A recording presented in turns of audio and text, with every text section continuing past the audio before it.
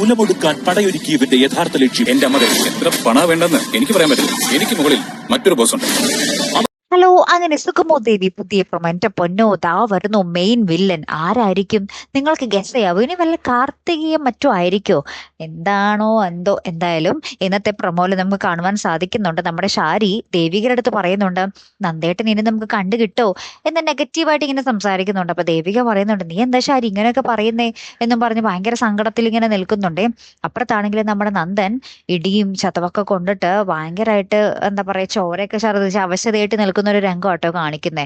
അപ്പുറത്താണെങ്കിലോ നമ്മുടെ ഋഷി ഭയങ്കര ബുദ്ധിപൂർവമായിട്ട് ഇങ്ങനെ പോവുകയാണ്. അതായത് പ്രകാശ് ഋഷിനോട് പറയുന്നുണ്ട്, ഞങ്ങൾക്ക് കാശാണ് മുഖ്യം എന്ന് പറയുകയാണ്. അപ്പൊ തന്നെ ഋഷി പറയുന്നുണ്ട്, എന്റെ അമ്മ എത്ര കോടികൾ വേണമെങ്കിലും നിങ്ങൾക്ക് തരും, നിങ്ങൾ എന്റെ ഒപ്പം നിൽക്ക് എന്ന് പറഞ്ഞ് ഋഷി ഇങ്ങനെ പറയുന്നുണ്ടേ.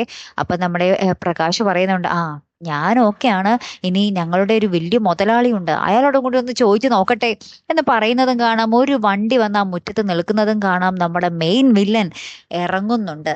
ആരായിരിക്കും അത്? നിങ്ങൾക്ക് എന്ത് തോന്നുന്നു? ഒന്ന് ഗസ് ചെയ്ത് പറയാവോ? കാത്തിരിക്കാട്ടോ. അപ്പൊ അടുത്തൊരു വീഡിയോയുമായി വരുന്നത് വരയ്ക്കും ഗുഡ് ബൈ.